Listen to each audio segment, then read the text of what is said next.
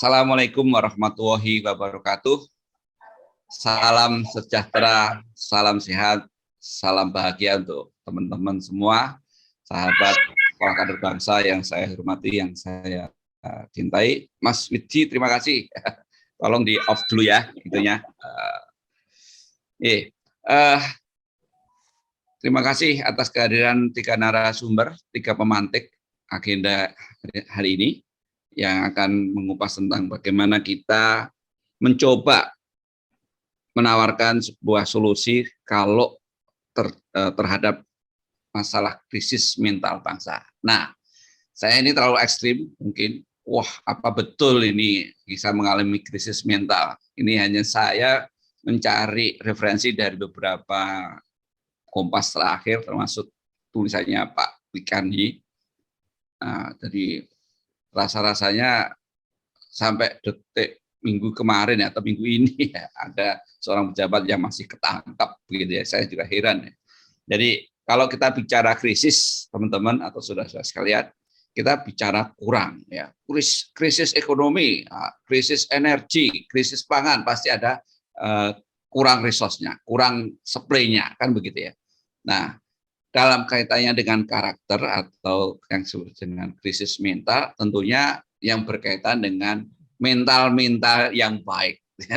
Kita kurang nih mental yang baik terhadap untuk negeri kita ini. Nah, mental yang baik itu apa?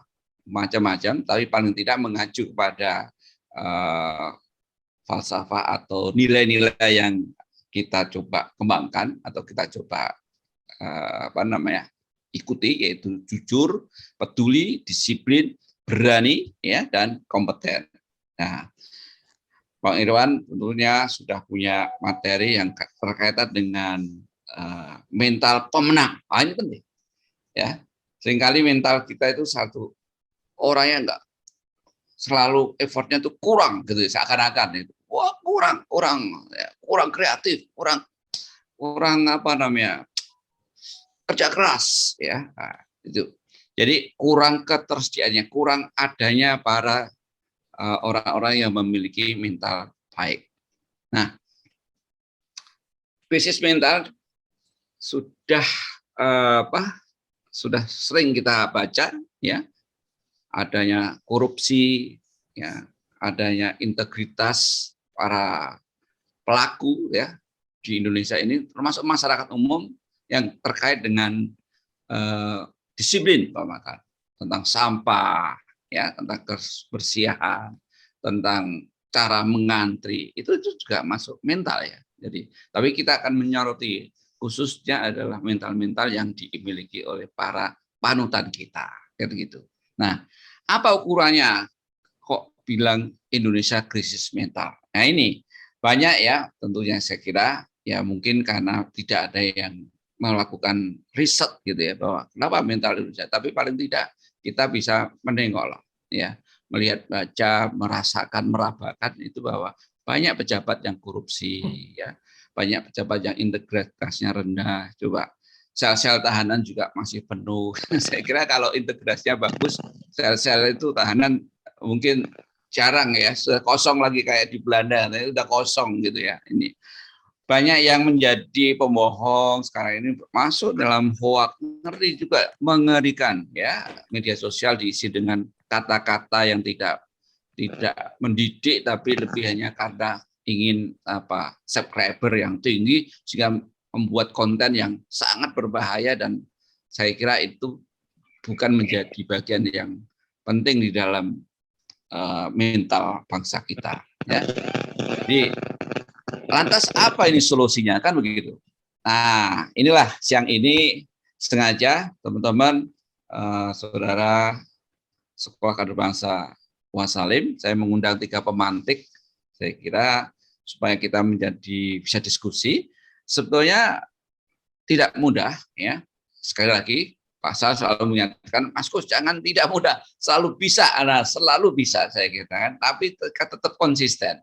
Kita lakukan apa yang harus dilakukan oleh kita sebagai rakyat untuk terus melakukan sumbangsih agar negara ini cepat maju, ya, cepat menjadi negara yang disegani oleh bangsa lain.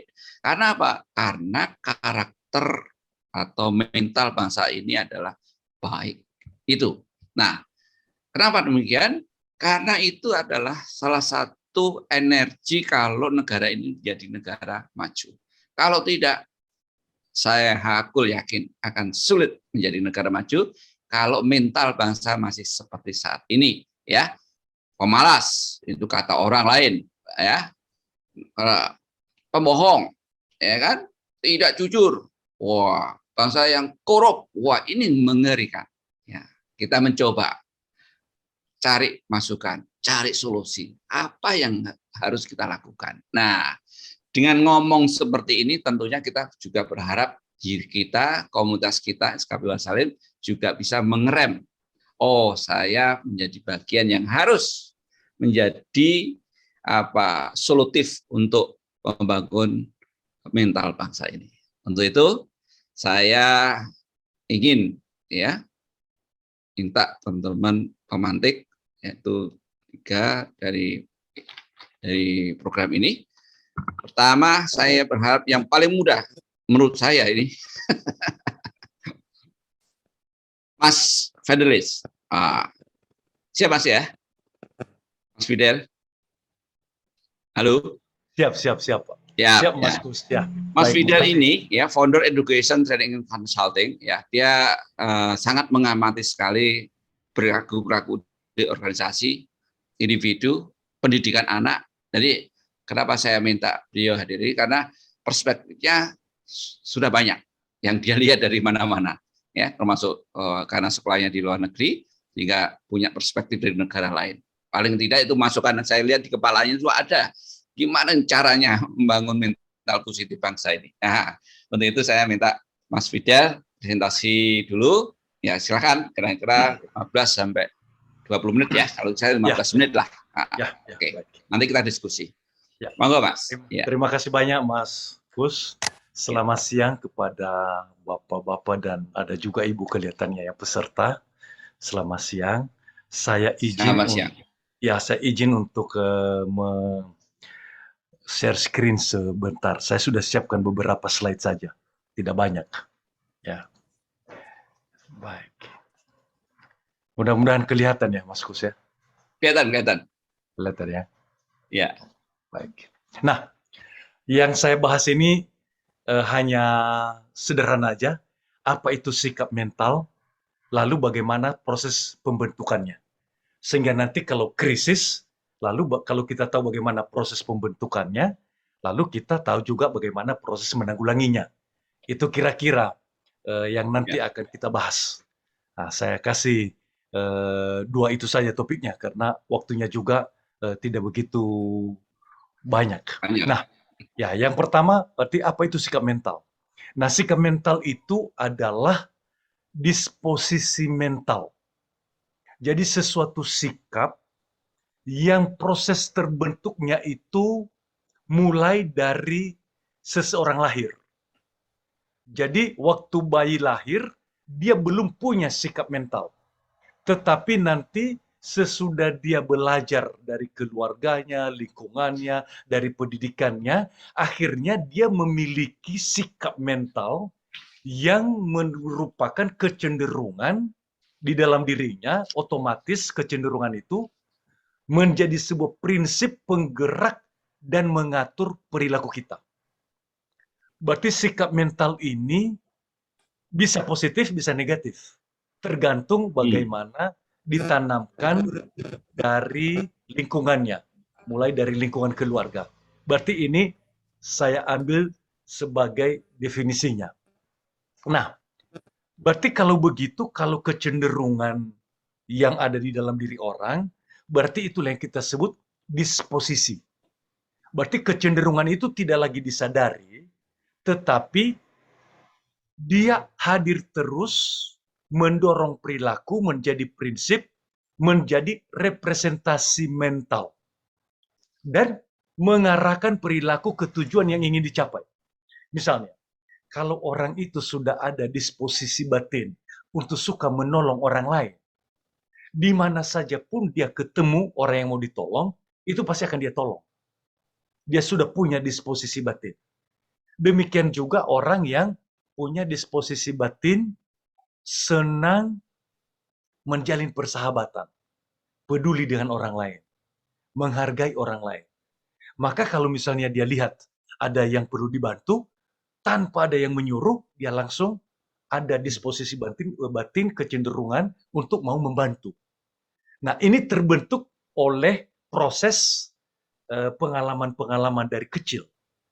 Jadi disposisi batin ini boleh kita katakan merupakan representatif mental yang kita tidak lagi sadari, kita tidak memikirkannya lagi, namun otomatis menggerakkan perilaku kita. Sesuai dengan nilai-nilai yang kita yakini. Saya buat contohnya misalnya. Kalau kita bicara menggunakan sesuatu bahasa, katakanlah mereka yang sudah 10-14 tahun tinggal di Amerika misalnya, atau di negara-negara berbahasa Inggris. Itu kalau mereka ngomong bahasa itu mereka tidak pikirkan lagi tata bahasanya. Otomatis saja dia akan ngomong. Ini yang maksudnya ada disposisi batin. Ada kecenderungan yang sudah ada di dalam. Tidak perlu lagi dia pikirkan, dia pilih lagi kata-katanya atau apa, otomatis. Nah, ini yang dinilai-nilai juga, demikianlah otomatis juga sikap mental ini menjadi representasi mental di dalam diri kita. Nah, ini dulu kira-kira definisinya. Nah, berarti kita lihat sekarang, bagaimana proses terbentuknya. Nah, proses terbentuknya itu saya kasih contoh yang sederhana, seperti kita belajar piano. Waktu kita belajar piano itu hanya diulang-ulang, do re mi fa sol la si do, do re mi fa sol la si do. Itu diulang-ulang aja itu. Tetapi nanti kalau sudah terbiasa tangannya itu do re mi fa sol la si do, mungkin sesudah 3 minggu atau sampai 3 bulan, itu nanti otomatis saja nanti begitu dikasih kepadanya not yang tidak teratur, otomatis geraknya itu, tangannya itu sudah bisa membuat lagu itu. Nah, berarti itulah kira-kira sikap mental itu. Tidak perlu lagi kita pikirkan, tetapi secara operasional mempengaruhi perilaku kita. Nah, itu makanya di Jepang, anak-anak itu, TK, SD, itu pembiasaan dulu. Ambil barang, kembalikan ke tempatnya. Sesudah itu dibersihkan tempatnya. Itu saja pelajaran mereka, diulang-ulang terus. Sampai akhirnya terbentuk disposisi batin yang nanti kita katakan sikap mental. Itu kira-kira. Orang Jepang yang seperti sekarang ini selalu mengambil barang, kembalikan ke tempatnya. Itu saya amati juga di beberapa kota di Italia. Saya sering ke San Marino, ke ini juga ke Assisi. Di situ sudah terbentuk disposisi batin orang untuk jujur. Jadi kalau siang itu, mereka kan orang Italia itu siesta. Mereka tidur siang. Jadi tokonya itu dia buka saja. Lalu dia katakan silakan, sudah ada harganya di situ, ada tempat menaruh duitnya, ambil kembaliannya, self-service. Dan dari penelitian, ternyata selama siesta itu mereka lebih beruntung daripada mereka melayani. Karena orang yang membeli itu, dia lihat nanti tidak ada kembaliannya, ya udah dia tinggalkan aja duitnya. Berarti lebih bayarnya. Mengapa? Karena orang-orang yang datang ke sana, itu Assisi itu adalah kota ziarah, karena di situ ada 2 kudus, yaitu satu Santo Fransiskus dengan Santa Clara, Santa Chiara. Jadi mereka ini yang datang ke situ adalah orang-orang yang memang jujur, mau berdoa. Jadi disposisi batinnya ya bukan untuk mengambil barang atau untuk menipu. Jadi ini dimanfaatkan oleh penjual juga. Karena disposisi batin orang yang datang ke sini pasti sudah terseleksi orang-orang yang datang ke situ. Ya tentu kalau kita buka toko kita seperti itu di Jakarta ya mungkin hilang semua barangnya. Belum terbentuk disposisi batinnya. Nah itu kira-kira. Berarti sikap mental ini tidak lagi kita pikirkan lagi, tapi secara operasional mempengaruhi perilaku kita. Nah, sekarang bagaimana proses terbentuknya? Ini sudah kita tahu apa itu sikap mental dan mengapa dia krisis, bagaimana proses terbentuknya. Ternyata dari semua kajian ilmu psikologi, proses terbentuknya itu sederhana aja, yaitu Hmm. melalui proses internalisasi nilai-nilai.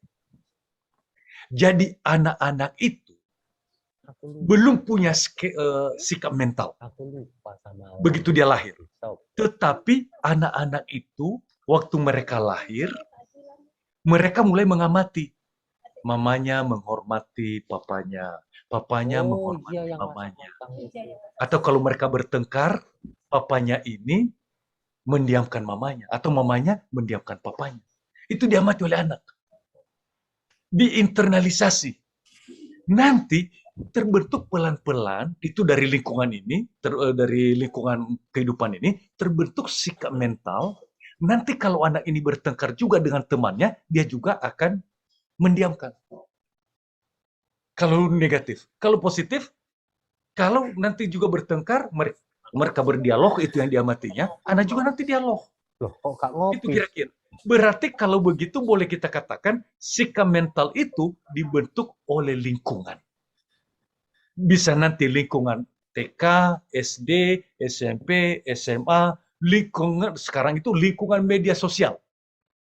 Makanya orang yang satu grup dengan orang yang selalu nyinyir dengan kelompok tertentu, selalu menjelek-jelekan, itu nanti terbentuk skema mental orang-orang itu semua.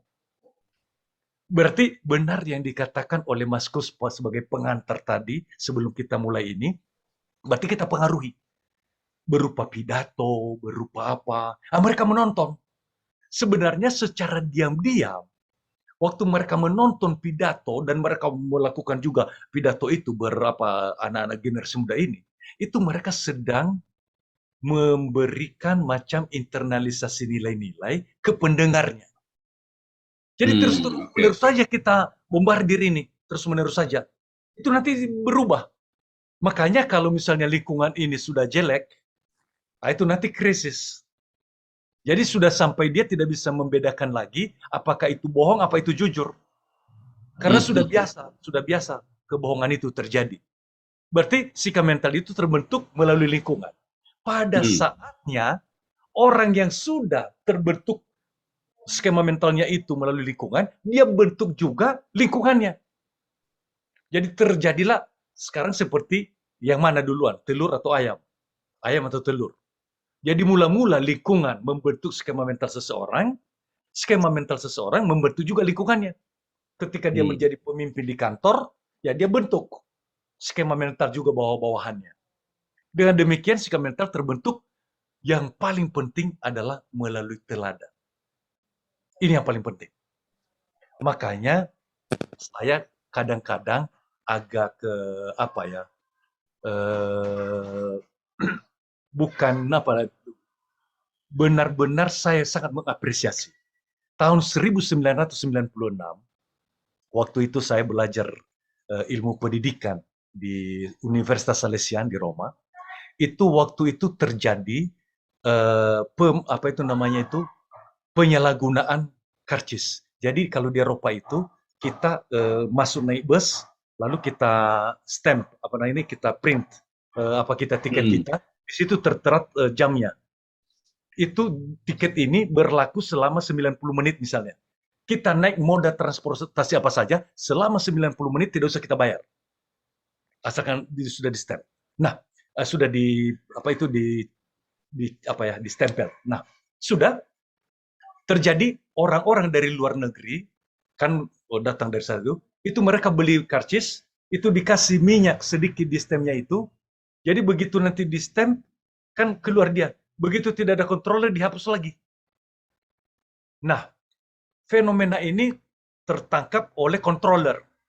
Akhirnya diangkat menjadi masalah di media sosial. Jadi dibicarakan.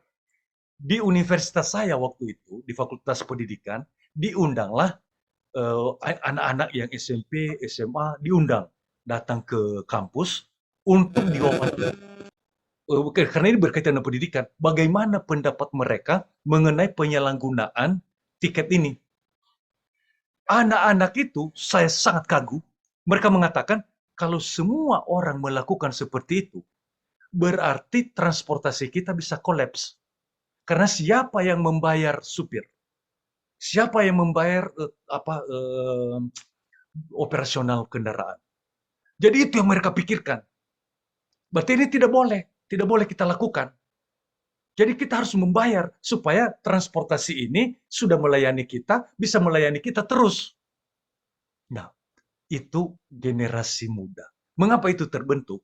Karena orang tua mereka menjelaskan mengapa kita tidak boleh bohong mengenai tiket. Harus kita bayar pajak. Harus kita bayar kewajiban kita. Kenapa? Karena ini perlu untuk merani negara ini. Ini mungkin seperti itu kira-kira. Ini generasi-generasi kita nanti. Berarti sebenarnya perlu ada nanti penjelasan-penjelasan. Tetapi ini teladan juga dari kita. Yang lebih dewasa, orang tua, guru, semualah. Ya kan? Jadi kita juga memberikan teladan. Nah, karena itu pembentukan sikap mental paling efektif adalah melalui cara yang eksplisit, yaitu keteladanan. Antri. Makanya kalau kita pergi ke Singapura, itu dengan sendirinya, walaupun kita tidak biasa antri di negara kita, begitu kita melihat orang-orang Singapura yang sudah antri, teladan, kita juga ikut juga antri di belakangnya. Nanti kita kembali ke negara kita sih berubah lagi, ya kan? Nah, berarti keteladanan ini adalah satu-satunya cara paling efektif dari hasil semua kajian. Jadi bukan melalui nasihat, bukan melalui pemberian hadiah atau hukuman, atau melalui khutbah, atau ajaran, atau perintah. Bisa perintah, bisa hadiah, bisa hukuman. Tetapi begitu tidak ada hadiah, begitu tidak ada hukuman, begitu tidak ada perintah, ya kembali lagi, tidak terbentuk sikap mental. Itulah maksudnya. Jadi hanya dia melakukannya karena takut dihukum. Dia melakukannya karena ada hadiah. Dia melakukannya karena perintah. Itu kira-kira. Jadi terbentuk mental yang disebut mental budak. Jadi dia hanya taat kalau ada penokoknya, tuannya. Kalau tidak ada tuannya, dia tidak taat. Nah, berarti demikian kira-kira sikap-sikap contoh-contoh disiplin.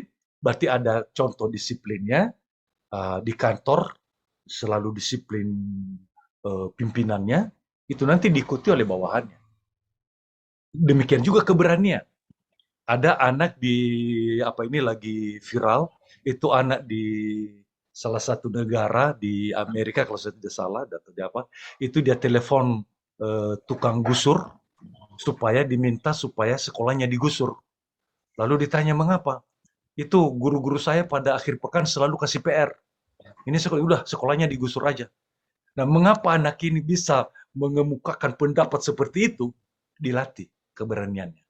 Dilatih mengemukakan pendapat. Mungkin pendapat yang berbeda. Nah, demikian kejujuran. Jadi, bisa dikasih teladan oleh orang tuanya, dia bagaimana jujur, ya kan? Juga bagaimana kita. Nah, itu kira-kira. Lalu kepedulian, melayani dengan tulus. Itu kita lihat ada orang-orang yang begitu peduli, begitu mau melayani dengan tulus. Ini semua. Nah, kompeten. Itu juga berkat latihan. Kalau tidak pernah dilatih, dan mungkin dia kompeten. Jadi diulang-ulang. Menghargai orang lain, kerja keras, murah hati, semua. Nilai-nilai ini harus dilatih. Nah, ada satu hukum sikap mental. Ini penutup dari pengantar saya. Bila sikap mental sudah terbentuk, maka sulit untuk mengubahnya. Karena otomatis, sampai orang itu sendiri tidak sadar lagi bahwa dia punya sikap mental seperti itu. Itu kira-kira sulit sekali. Makanya ada orang-orang tertentu, dia katakan, udahlah cara bicaramu, jangan kasar begitu. Kamu memang hebat, tetapi jangan kasar. Kamu apalah? Iya katanya, benar, saya harus bereskan. Tetapi begitu dia berhadapan dengan itu, kembali lagi. Cara bicaranya lagi seperti itu. Nggak bisa. Nggak bisa diubah, walaupun secara sadar dia mau ubah. Tidak mudah. Makanya, konsekuensinya, pribadi yang kurang percaya diri, berarti sikap mentalnya kurang percaya diri, tadi kurang berani, di nilai-nilai kita, sukar sekali diubah menjadi orang yang percaya diri dan berani. susah.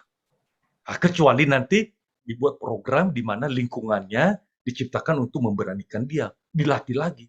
Dan itu butuh waktu, butuh terus-menerus lagi, sampai yakin terbentuk sikap mental baru. Dan terakhir saya katakan sedikit yang negatif, orang yang tidak jujur, sulit untuk mengubahnya menjadi pribadi yang jujur. Ini kalau sikap mental sudah terbentuk. Susah sekali. Makanya kalau dia pintar, bahaya sekali. Dia nanti pintarnya tidak jujur ini dia gunakan. Maka terjadilah yang dikatakan krisis. Tadi itu krisis mental. Makanya banyak sekali orang-orang pintar yang baru saya dengar pidato dari Pak Jokowi, pintar sekali. Tetapi selalu beli barangnya dari import, dari luar negeri. Lalu mengapa? Padahal barang yang sama ada di dalam negeri. Kalau dibeli di dalam negeri, itu bisa kita ciptakan lapangan kerja. Itu kan perlu sikap mental peduli. Sikap mental mau membantu. Tetapi kalau dia hanya pintar, memikirkan bagaimana caranya supaya bisa masuk ke kantongnya, egonya, tidak jujur, ya itu lebih cepat dan lebih aman. Tidak bisa dikejar oleh KPK. Karena resmi di sana. Itu kira-kira. Nah, kepintaran tadi itu bisa menjadi krisis mental bangsa juga. Kalau sikap mentalnya salah. Ini kira-kira pengantar dari saya, Mas Kus. Terima Baik. kasih. Saya stop Baik. sering. Terima kasih. Baik, terima kasih. Waduh, luar biasa. Ya, tapi ini mungkin nanti saya ingin PR setelah semuanya presentasi. Ya, nanti saya akan tanyakan ke Mas Fidel, Pak. Gimana kalau untuk solusi untuk bangsa ini? Jadi apa yang harus kita lakukan? Apa strateginya yang kira-kira bisa diimplementasikan untuk ke depan bangsa ini? Terima kasih. Oke.